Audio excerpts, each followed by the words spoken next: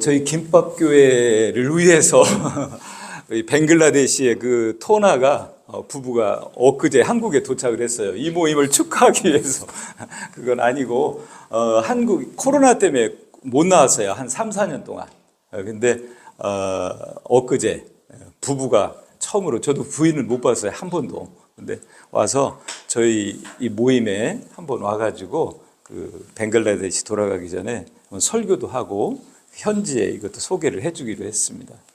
그래서 자, 오늘 마가복음 강해를 지금 계속 해나가고 있습니다. 해나가고 있는데 예수님의 그 광야 시험이거든요. 뭐 수도 없이 설교도 들으셨고 또 했을 텐데, 제가 이 장면을 준비하면서 내가 느꼈던 것이, 제가 농촌에 이렇게 무의촌들, 그러니까 이것도 한 30년 전 얘기예요. 근데 의료봉사를 이렇게 가서 농촌에 또 아주 미자립 교회들을 미용하는 분, 뭐 또 의료하는 분, 또 저도 이렇게 참여하면서 이게 시골에 어려운 데를 다녔던 적이 있어요. 근데 그 중에 그 시골 교회 목사님인데 이분이 휠체어를 타셨어요.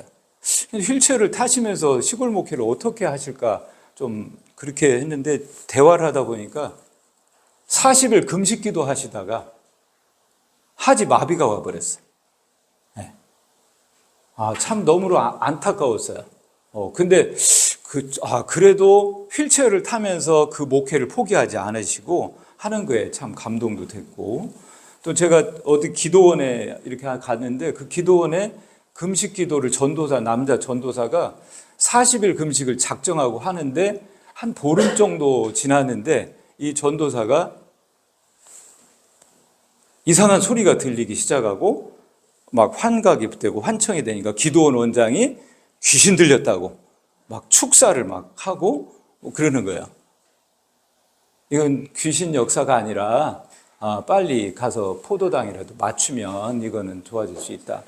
뇌에 포도당이 급격히 떨어졌을 때 환청이 오고 환각이 오기도 합니다. 그 전도사는요, 귀신 들린 게 아니라 링거 한 대 맞고 나섰어요. 그럼 이게 귀신이 나갔을까요? 그건 아니거든요. 어떤 사람 전도사는 그 아버지가 장로인데 40일 금식 기도를 하다가 27일 만에 죽었어요. 우리가 이 40일, 제가 오늘 여기서 뭐 이 귀신을 부정하는 건 아닙니다. 귀신이 제일 좋아하는 게, 마귀가 제일 좋아하는 게 마귀 없다는 말이에요. 오늘날 신신학, 자유주의 신학하는 사람들은, 제가 어떤 감리교 목사님하고 여기 보문산 밑에 빈민촌이 있어요. 거기 공부방을 하셔서 의료봉사를 또 가서 한 적이 있는데, 이 목사님 훌륭하세요. 근데 이 장면 이걸 놓고 하는데 이 양반은 귀신 없다는 거야. 이거는 나쁜 거에 의인화 시킨 거지 마귀의 실체 없다는 거예요. 감리교 목사님이셨는데 그때 아주 막 저하고 이렇게 각축을 했던, 그럴 필요도 없는 건데. 그래서 오늘 이 장면을 우리에게 주는 말씀이 있습니다. 또 조금 더 환자한 분이 왔는데 한 40 중반, 완전히 피폐해졌어요. 그 엄마는 노인이 되셨고. 그래서 얘기를 이렇게 듣다 보니까 군산 쪽에 어디 섬에서 살았는데 그 지역에 이 여자가 초등학교 때 그 군산 지역에 군부대가 주둔하고 있었는데 그 군인한테 이 여자가 초등학교 때 강간을 당한 거예요. 그걸 할머니가 알았어요. 그때 당시 할머니가 너 큰일 났다, 너 죽고 나 죽자 하면서 농약을 가지고 부엌에서 할머니가 마시는데 이 사람은 무서워서 도망 나가는 거예요. 할머니는 농약 먹고 자진하신 거예요. 그 충격 때문에 이 여자는 그때부터 상처로, 충격으로 해서 계속 정신병에 시달리고, 또 그 어머니가 이게 귀신병이라서 기도원에 가면 귀신아 나가 막 이렇게 하니까 이 사람이 저한테 진료받으러 따가서 저 귀신 아니죠? 그거부터 물어보는 거예요, 저한테. 제가 국민일보 칼럼을 한 3, 4년 꽤 오래 썼었어요. 매주 칼럼을 썼는데 그때 이게 한국 교회 문제가 있구나 해서 제가 정신병과 귀신병에 대해서 칼럼을 딱 짧게 썼어요. 짧게. 전국에서 전화가 오는 거예요. 상담을 하겠다고. 제가 그분들을 모았어요. 모아가지고 강의를 다 했었어요, 예전에. 그래서 참 너무나도 이런 그 한국 기독교 안에 이 분별이 안 되고 무질서하고 하는 것들이 또 한 영혼의 그 여자분은 그렇게 인생이 다 망가져 버렸잖아요. 귀신은 아마 군인 속에 역사했을 거예요. 그 여자분이 아니라. 근데 그런 상처 속에서 사는 걸 봅니다. 자, 이 40일이라고 하는 거에 대한 해석도 뭐 내가 자료도 막 보고 하니까 목사님들이 뭐 40일 동안 비가 내렸다, 홍수가 내렸다, 40년 광야다, 뭐 40에 하나 가만 매다. 이런 숫자 풀이에 대한 건요, 이단들도 많이 하지만 그건 의미가, 동양의 옛날 고대에도요, 상수론이라는 게 있었어요. 옛날 사람들이 1에서 9라는 숫자를 가지고 하도와 낙서를 만들어서 점을 쳤어요. 내가 전번에 한번 했죠. 황제나 왕들은 미래를 예측해서 나라를 통치하는데 그거에 대해서 아주 집중했다고. 그때 숫자 풀이를 하는 하도 낙서, 이걸 가지고 우상처럼 숫자를 가지고 이렇게 그림을 그려놓고 그걸 섬겼어요, 실제로. 그 다음에 이게 이제 어떤 생활 속에 들어와서요, 뭐 태극이 음양이 돼요. 남자 여자 있잖아요. 둘로 나눠져요. 그 다음에 사상 동서남북 그 다음에 8개로 나눠지고 16으로, 이런 식으로 해서 사람들도 그룹핑하는 거예요. 자꾸 이렇게 이해하기가 좋잖아요. 그러면서 어떤 숫자의 의미풀이를 자꾸 했어요. 근데 의미 없어요. 예수님 40일 금식했다고 40일 나도 금식해보리라, 어떤 영성을 받고 막 목회에 성공한, 40일 금식하고도 욕심만 충만한 목사들도 스스로 갖고 음란도 극복 못하는 목사도 받고, 제가 그랬어요. 그런 숫자는 의미가 없습니다. 없고, 여기에서 나오는 건 차라리 우리가 이 마가복음에 이것이 기록됐던 배경에 보면 인류 역사는 전쟁사라는 말이 있어요. 전쟁사를 모르고는 인류 역사를 모른다는 말이 있습니다. 우리는 성경 사복음서의 배경에서 중요한 두 가지 전쟁을 알고 가야 돼요.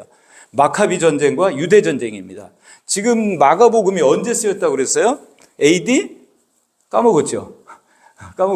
AD 65년에서 70년.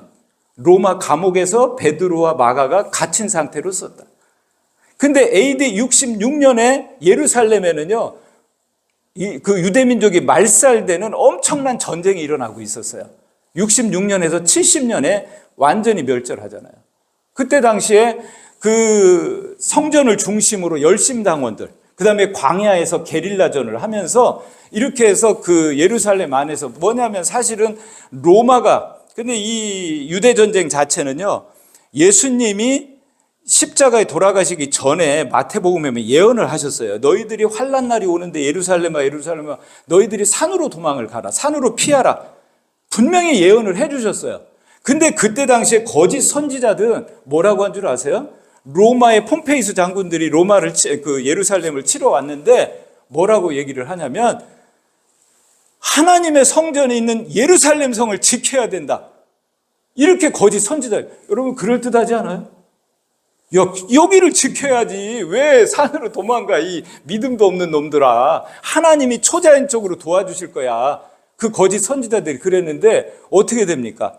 그 베스파시안 장군이 그 예루살렘을 치러 왔는데 치다 말다 이랬어요. 그 66년에서. 근데 왜 그랬냐면 그 네로가 언제 죽었냐? 68년에 죽어요. 자, 전쟁을 할까 말까 하고 예루살렘에 게릴라전이 막 일어나고 있어요. 근데 이거를 쳐야 되는데 베스파시안이 이걸 치려고 말려고 하는데 로마 안에 네로 황제가 죽어버리니까 어떻게 권력의 공백이 생겨요. 그러면서 황제들이 내가 갖겠다, 네가 갖겠다 하면서 서너 명이 권력 다툼을 할 때 이 예루살렘을 치러 온 베스파시안이 군대를 이끌고 로마로 돌아가요. 돌아가서 다 죽이고 자기가 황제가 돼. 그 황제가 되고 나서 자기 아들 티투스를, 디도의 성경에 디도, 이 티투스를 예루살렘을 보내요. 8만 명의 군대를 데리고 가서 예루살렘을 성경의 예언대로 돌 하나 돌 위에 남지 않도록 초토화를 시킵니다.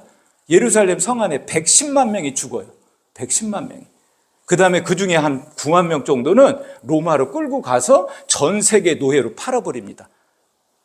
아주 완전히 그러고 나서 이스라엘이 1948년 5월에 독립을 해요. 어마어마한 2000년 가까이 흩어져 사는 그 유대전쟁의 역사가 마가가 기록하고 있는 그 상황 속에 일어났던 사건들이에요. 그게. 자, 또 하나의 전쟁, 마카비 전쟁이 또 어떤 영향이 있냐면 오늘 이 광야에 대한 얘기를 하기 위해서 하는 얘기입니다. 이 마카비 전쟁은 그 알렉산더 대왕이 헤롯 그러니까 헬레니즘의 그 헬라 제국을 건설하면서 자기들이 다스리는 민족마다 다 헬라화 시켜요. 그게 헬레니즘입니다. 그러면서 뭡니까? 헬라, 그리스의 종교, 그리스의 문화, 그리스의 정치, 이런 것들을 다 지배하는 나라들마다 다 심어요, 이렇게. 그렇게 심했는데 이 헬라의 알렉산더 대왕이 엄청난 일을 하는데, 이게 사실은 사도 바울이 복음 전도에 아주 엄청난 기반이 돼요. 그러니까 하나님이 볼 때는 전쟁으로 많은 피해가 있지만 그것조차도 도구로 사용을 하세요. 근데 이 알렉산더 대왕이 죽고 나서 그 팔레스틴 지역에도 이 헬라화 영향이 계속 일어납니다. 근데 거기에 보면 이집트의 프톨레미 왕조가 또 다스리다가, 그 다음에 시리아의 셀레우코스 왕조가 또 다스리고, 이러면서 유대는 그 팔레스틴 지역은 계속 핍박만 받아요. 그리고 시달리다 오는데 그 셀레우코스 왕조의 안티오쿠스 4세 때에 그 엄청난 헬라화 정책으로 인해 가지고 그 유대 그 율법주의자들하고 마찰이 일어나요. 근데 어떤 마찰이냐면, 율법을 파괴해서 토라, 성경을 다 없앱니다. 두 번째, 성전 제사할 때 돼지고기 가지고 해라. 심지어 성전 입구다 돼지고기를 걸어놔가지고 이 돼지고기에다 키스하고 들어가게, 유대인들한테. 세 번째, 돼지의 피를 가지고 제사를 드려라. 네 번째, 돼지고기를 유대인들 먹여라. 안 먹으면 사형을 시켰어요.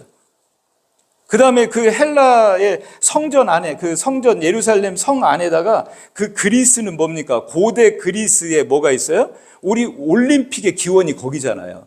그러니까 이 헬라 문화 속에는 스포츠가 있었어요. 그러니까 성전도 있고 그 예루살렘 성 안에다 짐나지움이라고 엄청난 체육관, 콜로세움도 거기서 연장된 거예요. 그래가지고 체육관을 만들어가지고 안식일 날 거기에서 레슬링, 격투기 막 이런 그 검투사들의 전쟁, 싸움을 시키면서 열광을 시키는 거야. 유대 청년이고 뭐 관계없어요. 다 열광을 하는 겁니다. 그러는데 다 나체로. 그러니까 나체를 하니까 어떻게 돼요? 할례를 한 사람들은 다 표시가 날 거 아니겠어요? 그러니까 할례를 금지했는데 할례를 한 자들은 죽여버린 거예요. 그러니까 운동 경기도 못하고. 그 다음에 할례를 갖다가 엄마가 아기를 숨어서 할례를 시켰어요. 유대인들이. 그럼 그게 발각이 되면 아기를 죽여요. 죽인 아기를 그 엄마가 목에 걸고 예루살렘 거리를 돌게 시키고 나중에 둘 다 죽여버립니다. 우리가 상상 이상의 그 헬라화를 시키기 위해서 유대 종교를 말살하려고 엄청난 그 작업을 하는데, 그 중에 전통적인 율법주의자 마따디아가 일어납니다. 우리가 저항을 하는 거예요. 그래서 그 안티오코스 4세의 사신을 죽이고, 그 다음에 그 유대인들 중에도 어때요? 그 헬라 정책에 찬동하는 제사장들이 있었을 거 아니에요. 그들을 죽여버리고 광야로 나가요. 광야로 나가니까 그때 지난 시간에 얘기했던 하시딤들 있죠. 율법을 지키고 경건했던 그 하시딤들이 의병처럼 일어나가지고 광야에서 뭉칩니다. 그래서 뭉쳐가지고 게릴라전을 하는 거예요. 지금 뭐죠? 아프가니스탄의 이 싸움들처럼 사막이고 막 동굴 있고 이러니까. 그러는데 결국에는요, 이겨가지고 이 유대 마따디아. 그래서 마따디아 아들이 그 마카비인데, 마카비 그 가문들이 하스몬 가문이에요. 그러니까 결국에는 이겨가지고 유대가 하스몬 왕조를 세워요. 독립국가를. 그때 당시. 그렇게 세워가지고 그 성전 제사를 다 회복을 시킵니다. 이걸 하누카라고 그래요. 수전절. 여러분들이 이 성전의 기물들 중에 보면 8개 촛대가 있는 게 그 수전절 기념 촛대예요. 그러면서 유대 민족들이 내려오는데, 이렇게 해서 회복을 겨우 시켰는데, 그때 광야에, 그래서 예수님의 세례 요한도 광야에서, 예수님도 광야에서, 이게 뭐냐면 그때 당시 로마의 그 지배를 받고 있으니까 예루살렘 성전은 타락할 대로 타락했어요. 그러니까 이들 속에서는 뭐가 있냐면, 그 마카비 하스몬 왕조들이 우리를 독립시켰고 유대 성전을 견고케 했다는 그 향수, 또 추억, 이런 하나님이 초자연적인 역사가 있어가지고 했다는 것을 가지고 이들은 광야에서 새로운 하나님 나라가 도래할 거라는 것이 유대인들 속에 팽배해 있었어요. 그래서 결국에 예수님의 이 사역도 유대 광야에서부터 출발을 하시게 된 거예요. 그래서 이 광야라고 하는 의미는 상당히 유대인들 속에는 하나님의 역사의 출발. 이스라엘 백성들도 어떻게 했어요? 그 40년 광야 동안에 하나님을 깊이 경험하고 그러면서 결국에 가나안에 들어가는 일들을 하는데 1세대들은 다 죽어버리잖아요. 그래서 이 예수님의 이 시험받는 장소가 이 광야에서 일어났던 걸 우리가 볼 수 있고, 두 번째 우리가 공부할 거는 예수님이 하나님의 아들인데 이게 시험을 받은 거냐?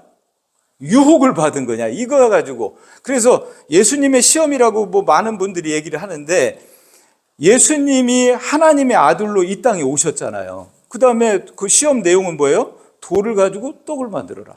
성전 꼭대기에서 뛰어내려라. 또 높은 데서 천하 만국을 보고 나한테 마귀한테 경배하면 다 주겠다. 그 세 가지예요. 자, 첫째, 우리 오늘날 쉬운 말로 합시다. 그냥 돌이 떡 되는 게 뭐예요? 돈이에요. 돈, 권력, 명예, 뭐 요 정도 될 겁니다. 우리에게도 있는데, 자, 예수님이 이 시험을 당했던 요 장면하고 그 약간의 그 뭡니까 기시감이 있는 그 장면이 저기 뭡니까 에덴으로 돌아가 보세요. 보면 어떻습니까? 에덴에 아담이 시험을 받잖아요. 아담이 시험을 받는데 아담은 어때요? 완벽한 환경이었어요. 완벽한 환경에서 아담은 피조물로 태어났는데 무슨 시험을 받아요? 마귀가 따고 와가지고 저거 따먹어. 너 하나님처럼 될 거야. 하나님처럼 될 거야. 인간의 육을 가지고 전능성에 대한 시험을 받습니다. 근데 예수님은 아주 험악한 정말 여기에 그 광야, 우리가 생각하는 그냥 너른 저 푸른 초원이 아니에요. 불뱀이 있었고 전갈이 있었고 그 다음에 낮에는 막 50도까지 오르고 밤에는 또 막 영하로 뚝 떨어지고 거기에 먹을 것도 없고 이런 상태에서 줄이신 환경에서 예수님한테 온 하나님의 아들이세요. 전능하신 하나님이시로 그 본성을 가지고 오셨는데 돌로 떡을 만들어라. 뭐예요? 신성을 가진 예수님한테는요, 마귀가 무슨 시험이냐면 이게 예수님이 오신 목적은 뭡니까? 자기 백성을 죄에서 구원하기 위해서 십자가에서 돌아가셔야 되는 죄된 인간의 몸을 가지고 십자가를 져야 되는 사건이에요. 예수님은 신성을 가져서 그래 돌로 떡 충분히 만들 수 있는 신성을 갖고 그 신성을 발휘하지 않는 그 시험을 이 마귀한테 받는 겁니다. 그래서 결국엔 예수님이 그 마귀의 시험을 통과하고, 근데 예수님이요 광야에 가서 많은 그 이스라엘 백성들 유대 사람들 앞에서는 오병이어를 만드시잖아요. 오병이어로 떡을 몇 개 만드세요. 그런 이적들을 행하세요. 그러니까 예수님의 시험과 아담의 시험 속에서는 이 아담의 시험을 보세요. 참 우리가 보면 아담의 그 시험을 보면 먹는 거잖아요. 먹는 거. 살인죄도 아니고 강도짓도 아니고 단순히 먹는 거 하나 가지고 인류가 도매금으로 죄악 가운데로 들어가 버립니다. 아주 작은 죄 가지고. 그 다음에 아담을 이렇게 가만히 들여다보면요, 부족함이 없었죠. 그 다음에 하나님의 생명을 누리면서 살면 됐어요. 근데 거기에서 쫓겨나면서부터 인간들 속에 뭐가 따로 붙어요? 결핍이 따로 붙어요. 결핍. 결핍에서 나오는 게 뭡니까? 간구예요. 이렇게 해주세요 하고 기도가 나오는 겁니다. 기도가. 그러니까 부족함이 없는 하나님 앞에서 우리는 끊임없이 부족함을 자꾸 얘기를 꺼내놓는 거예요. 이게 아담이 빠졌던 그런 시험이고, 또 아담이 에덴에서 선악과를 따먹고 그 자기의 뭘 봅니까? 수치를 보는 거예요. 그 다음에 죽음이 없었던 것이 생겨서 죽음이 따라붙어요. 그래서 여러분들 인간 속에는요 별거 아닙니다. 근본적인 저 밑바닥에는요 수치심이 있어요. 다 인간들 속에. 본능적 감. 두 번째, 수치가 있으면 어떻게 해요? 자꾸 옷을 입었잖아요. 저도 오늘 오랜만에 양복을 입었잖아요. 이렇게. 옷을 입는다는 건 자기 수치를 가리는 거예요. 두 번째 뭐예요? 공포심이 따라 붙습니다. 공포심이 그림자처럼 따라 붙어요. 끊임없이 여러분들 보세요. TV에 보면 보험 광고가 그렇게 많아요. 당신 이렇게 하면 큰일 나. 빨리 이거 들고 이거 들고. 보험서 공포 마케팅 아니에요? 인간들 속에. 밑바닥 속에 그런 것들이 깔려 있습니다. 근데 그래서 이 예수님의 시험은 그 에덴에서 놓쳤던, 에덴의 아담이 첫사람 아담이 실패했던 거를 두 번째 아담 예수님께서 이 땅에 오셔가지고 이거를 완성시키시는 장면이 이 광야의 사건의 시작입니다. 자, 근데 여기서 보면 이 예수님이 이 마귀의 시험은 그렇게 그럴듯하게 말씀을 가지고 하는데 예수님이 귀신도 막 쫓아내잖아요. 가라 그러면 가요. 근데 예수님이 여기서 어떻게 하십니까? 말씀을 갖다가 끌어다 대세요. 말씀을 가지고. 말씀을. 기록되었으되. 신명기 말씀이잖아요. 다. 마태복음을 보세요. 이 마가복음에서는 이거를 그냥 한두 줄로 끝내버리는데 마태복음에서는 자세하게 설명을 합니다. 그 4장 거기 보십시오. 거기 보면 제일 반복된 7절도 나오시고 거기 보면 기록되었으되 또 10절에도 보면 기록되었으되 하면서 계속해서 하나님의 그 약속의 말씀을 가지고 이 마귀를 물리칩니다. 말씀을 가지고 누가복음 5장에 보면 베드로가 예수님을 이렇게 부름을 받을 처음 그 장면이잖아요. 예수님이 딱 가서 베드로가 그물질을 하고 있으니까 예수님 뭐라고 그래요? 저 깊은 데로 가서 오른편에 그물을 내려봐라. 근데 예수님 베드로가 뭐라고 그래요? 밤이 새도록 내가 그물질했는데 날이 다 밝았는데 고기들은 밤에 주로 잡히는 거고 어부인 베드로는 그 호수에 어느 시간대에 어느 곳에 가면 고기가 있다는 거 오늘날 다 요새 어부들 초음파 가지고 다 찾잖아요. 물고기 떼를. 그건 옛날 사람들도 다 알았죠.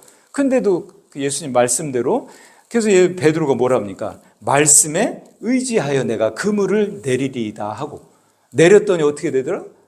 그물이 찢어지도록 만선이 돼요. 말씀에 의지하여서. 제가 지난번에 그랬죠. 우리 그리스도인의 신앙의 근거는 이 말씀이 돼야 돼요. 자, 또 한 사람. 마리아 보세요. 처녀 마리아입니다. 거기에 가브리엘 천사를 통해서 뭐라고 합니까? 너가 잉태하게 된다. 여러분 생각해 보세요. 처녀한테 어느 날 갑자기 배가 불러온다. 이게 가스펠 복음이에요. 기쁜 소식이에요. 그 마리아의 인생이 어떻게 되는데? 만약에 산부인과가 그때 있어서 마리아가 가서 중간에 낙태라도 해서 뭐 어떻게 됐겠어요? 근데 마리아가 뭐라고 합니까? 그 말씀이 내게 이루어지이다. 그래서 마리아는 어떻게 됩니까? 메시아를, 하나님의 아들을 자기 식구로 맞이하는 영광을 누리잖아요. 네. 여러분들, 하나님이 인간이 되는 것도 신비예요. 이걸 유대인들을 이게 이해를 못하지, 예수님을. 그래서 예수님 받아들이지 못했죠. 두 번째, 하나님이신 분이 하나님의 아들인 분이 인간의 손에 죽음을 당한 것도 이것도 신비예요. 설명이 안 돼요. 비밀과 신비는요. 비밀번호 여러분들 제가 비밀번호 모르죠. 안 알려주면 모르잖아요. 근데 신비는 뭔 줄 아세요? 제가 이야기를 해도 못 알아먹는 게 신비예요. 세상 사람들 못 알아. 여러분도 알아듣잖아요. 이게 다른. 어떻게 하나님이 육체로 오냐고 아리우스파 얘기를 했었지 않습니까? 오늘날도 신학자들 중에 목회자들 중에도요, 예수님 동정녀 탄생 안 믿어요. 창세기 제가 이거 신화로 얘기를 해요. 그 다음에 뭐 부활까지도 뭐 하는, 요 가까운 데도 그런 뭐 신학자들 수두룩 합니다. 네. 성경보다 신문을 더 읽으라고 강의하는 데가 그런 사람도 봤는데, 예, 여러분들, 이 예수 그리스도의 이 말씀을 의지하는 이 신앙, 이 말씀이 기준이 되는 신앙, 그 다음에 마태복음 27장 40절 한번 누가 한번 읽어주시겠어요? 마태복음 27장 40절 한번 읽어주시죠. 마태복음 27장 40절 같이 소리내서 읽겠습니다. 시작.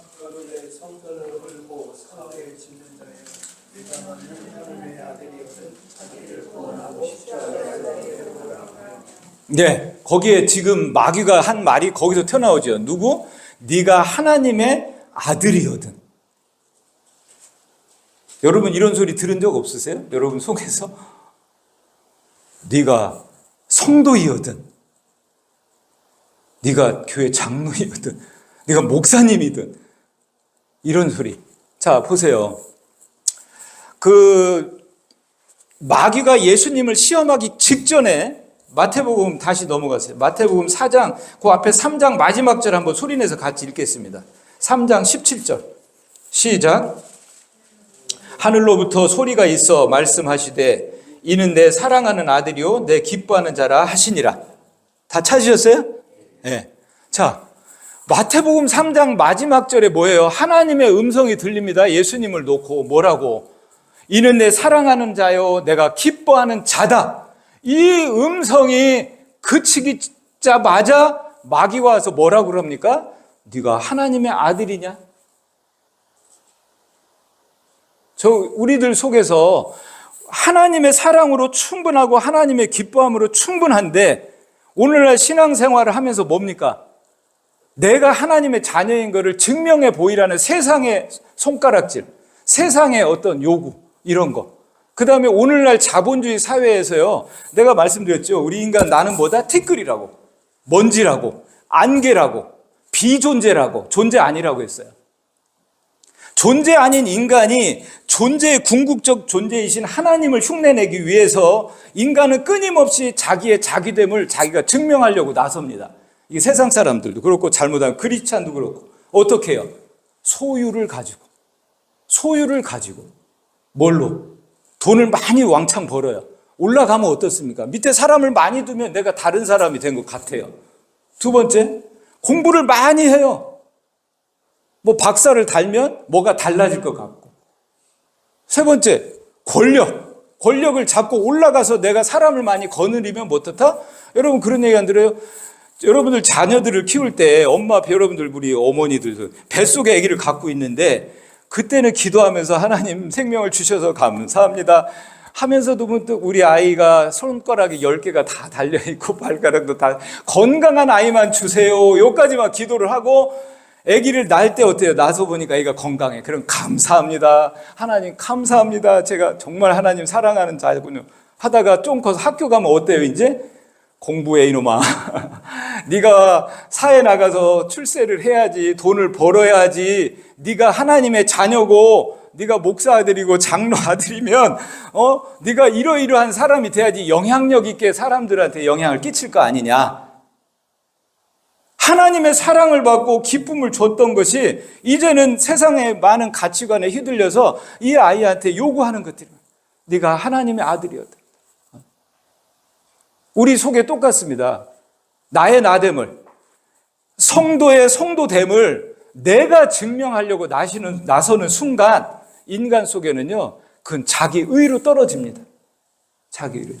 우리는 예수가 그리스도이심을 고백하는 그 하나의 고백만으로도 하나님은 충분하다고 아가서에 나오는 것이 다 뭡니까? 그냥 너 그 자체로. 그래서 우리는요, 나는 포도나무에 너희는 가지니 이 속에 뭡니까? 우리는 열매예요. 내가 열매 맺으려고 날뛰는 게 아니라 네가 열매 그 자체다 말씀을 하시는 거예요. 근데 우리는 왜 자꾸 안달복달하고 왜 자꾸 더 아니에요. 아닙니다. 이거를 충분히 누리는 사람 속에 그 다음 것들이 다 주어지는 것들이죠. 우리는 내가 이렇게 해가지고 자기의 어떤 것들을 쌓아가지고 하나님 앞에 내놓으려고 하기 시작하면, 자 보세요. 사람은요, 얼마나 우리 인간이 이 몸에는 근육이 있는데 두 가지가 있어요. 굴근이 있고요. 이렇게 굴근. 자기 몸을 중심으로 끌어당기는 근육이 있고, 미는 근육, 신근이라고 그래요. 펴는 근육. 굴근과 신근. 어느 게 더 세요? 굴근이 더 세요. 왜? 소유하려니까. 이거. 헬스장 가보세요. 운동 다 뭐 하는 줄 아세요? 이건 다 뭡니까? 저 존재가 뭐다? 소유를 통해서 자기 알통 가지고 나 이렇게 어때요? 이거 뭐 사진 하나 찍으려고 이렇게 하고 자기를 다른 나를 보이려고 자꾸 하는 거예요. 건강을 위해서 할 수도 있어요. 근데 우리의 본능 속에서도 신근 운동을 안 합니다. 신근 운동. 그러다 보니까 나이가 들면 늙어져서 굴근이 잡아 당기는 걸 운동을 많이 하니까 어떻게 돼요? 인간이 오그라져서 죽어요. 우리는 그렇게 만들어져 있어요. 그러니까 너무 우리가 그런 것들에 휘둘리고, 근데 이 자본주의 사회가 이렇게 만들었어요. 눈만 뜨고 나가 보면 어떻습니까? 이 세상의 가치관이 돈. 근데 이게 교회 안에도 어떻습니까? 우리 큰 교회 다녀봤잖아요. 교회가 큰 교회 목사들, 제가 모 신문사 창립 10주년에 우리 특강 강사로 초빙 받아서 유명한 조윤기 목사님부터 해서 다 있었어요. 우리나라 한국 교회 유명한 분들이 다 계셨고, 우리 와이프도 따라갔고, 그래서 제가 특강을 가서 하고, 둘이서 이제 우리는 기차 타고 가서 이렇게 내려오는데, 그 캐피탈 호텔인가 그랬는데, 나가서 우리 와이프가 걸어가는데 막 검은 막 세단들이 막 즐비하게 나가는 거야. 지금 한 20, 30년 전 얘기일 거야. 저는 깜짝 놀랐어요. 그러니까 이 큰 교회 목회자들의 어떤 그것들이 그때 저한테는 이렇게 좀 충격처럼 좀 왔었어요. 그게. 그러니까 뭐냐면 이 세상에서는 이렇게 우리가 김밥교회 이름도 없어 보이잖아요. 근데 이거보다는 뭔가 파이프 오르간 속에서 여러분들 몇십 년 보냈잖아요. 네. 이게 참 속는 거예요, 잘못하면 우리가. 그래서 이 세상은요, 보이는 것들로 하나님을 증명하도록 예수님의 끊임없이 마귀는 거기에서 너 하나님의 아들이지, 네가 어떻게 인간 구원하기 위해서 십자가를 질 거, 이런 걸. 예수님이 온 건 뭐라요? 마귀의 일을 멸하러 오셨다고 그랬어요. 예수님이 그 마귀 시험을 극복을 하신 거예요. 우리처럼 육체를 입고 오셔서 그대로 다 감당을 하신 겁니다. 근데 그 예수님이 이 시험을 다 감당을 하시고 그 다음에 또 그 벳세다 광야에 줄인 사람들은 왜 어떻다? 떡을 만들어 주시기도 하셨어요. 그래서 우리의 신앙생활은 끊임없이 죽을 때까지 그럴 겁니다. 네가 목사냐? 목사여든 이렇게 해야 되지 않느냐? 그런 사탄의 소리, 인간들의 소리, 그 다음에 우리의 이런 어떤 돈이나 권력이나 명예나 이런 것들이 하나님 앞에 아무것도 아니라는 거죠. 아무것도 아닌 겁니다. 이게 아무것도. 그걸 가지고 하나님 앞에 내어놓으려고 하는 거예요. 이게 자기의예요. 그게 유대의 바리새인들이 빠졌던 함정입니다. 이게 빠졌던 것들이에요. 그래서 신앙생활도요, 우리의 기도, 제가 말씀드리죠. 제가 자꾸 기도 그때 얼마나 그 결핍을 느껴서 튀어나온 인간들이 기도할 수밖에 없는 존재가 됐어요. 하셔야 돼요. 무엇든지 기도하십시오. 하시는데 조금 더 성숙하다면 기도란 그것을 구하는 것이 아니라 그분을 구하는 게 기도입니다. 그분을 구하는 거예요. 그분의 임재 가운데. 그래서 어떤 중세에 정말 경건했던 수도사한테 제자가 와서 물었어요. 수도사님, 평생에 무슨 기도를 그렇게 많이 하셨어요? 나는 하나님께 간구한 게 아니라 그분의 말씀을 들었다. 들었다는 거예요. 듣는 기도. 들었다. 니코스 카잔차키스라고 해서 그리스의 소설가고 시도 쓰고 정치도 했고 또 좀 우리 영혼의 자서전, 우리 와이프가 그냥, 제가 아주 오래된 책을 갖고 있었는데 우리 와이프가 헬스장에 가서 그걸 막 접어서 보고 하다가 다 떨어져서 그냥 버리게 될 정도로 읽었는데, 그 니코스 카잔차키스의 묘비명에 쓰여 있는 게 그거예요. 나는 아무것도 바라지 않는다. 나는 아무 두려움이 없다. 자유다. 내가 곧 길이고 진리고 생명이라고 하신, 진리를 알면 진리가 너희를 자유케 한다고 했지 않습니까? 이 세상의 자본주의 물결에 막 져가지만 여러분들이 돈 버셔야 돼요. 버세요. 근데 그것 벌면서 우습게 보는, 그게 영성이죠. 그냥 비난하고 가난하게 사는 게 아닙니다. 또 올라가서 자리를 얻으세요. 얻지만 그거에 연연해야 하고 그거에 휘둘리지 않는. 그래서 진정한 신령한 사람, 기도 많이 하고 하고 성품이 어쩌고, 그냥 제가 쉽게 정리할게요. 아까 말씀드렸죠. 신령한 자는 긴장하지 않는 사람이에요. 그냥 감각적으로 여러분들 개념화 시켜드릴게요. 긴장하고 있나? 뭔가 자기 지킬 게 있는 사람이에요. 자, 예수님 앞에 나왔던 세리, 가늠하다 현장에 잡혔어요.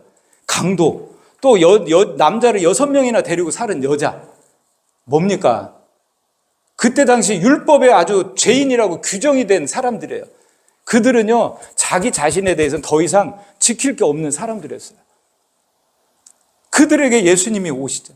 예수님이 영접을 했죠, 그들.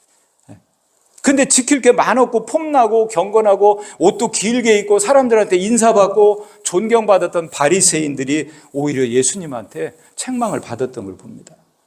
우리의 신앙의 자리가 정말 여러분들은 이미 예수 그리스도의 십자가의 사건으로 말미암아 이미 사랑받은 자입니다.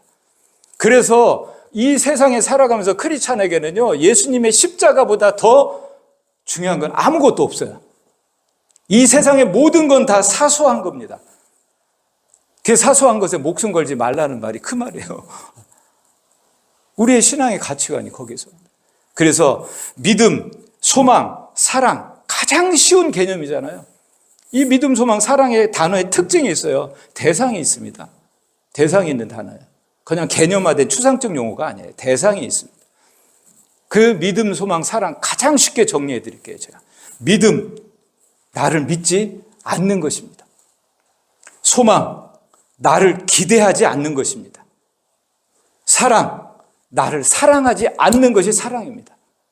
내 안에 나보다 더 소중한 분이 계시기 때문입니다. 우리 안에 우리보다 더 크신 분이 계시기 때문입니다.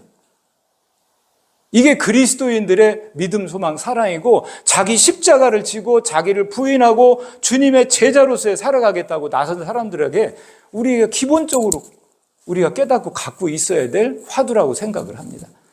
그래서 오늘 이 마태복음 4장의 예수님의 이 시험은 우리에게 이 세상에 살아가면서 이 시험, 그 사실은 이제 뭐 그 헬라어는 다른 단어로 돼 있어요. 근데 성경에는 또 많이 이렇게 혼동돼서 쓰이기도 합니다. 근데 이 시험이라고 하는 거는 예수님이 여기서 다 이미 감당을 하셨어요. 하셨어요.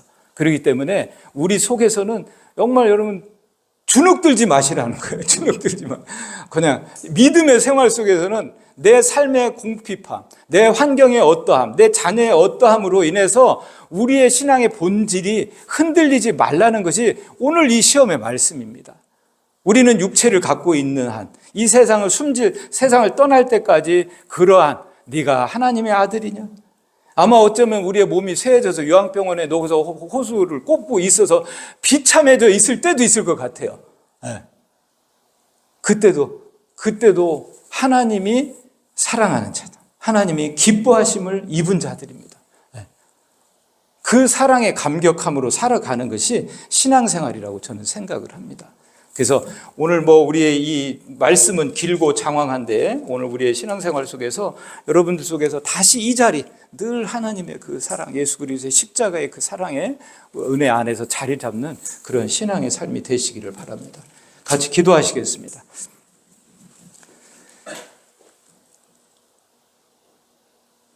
아버지 하나님, 저희들이 무엇이간데 예수 그리스도의 십자가의 은혜로 말미암아 생명을 부어주시고 또 늘 안으로 계시면서 주님을 찾아 부르시도록 우리를 깨워주시고 인도하시니 감사합니다.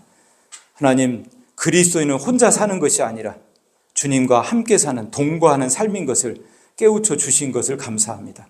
이 기쁨으로, 이 사랑으로 남은 생을 살아가도록 인도하여 주시옵소서. 예수님의 이름으로 기도하였습니다. 아멘.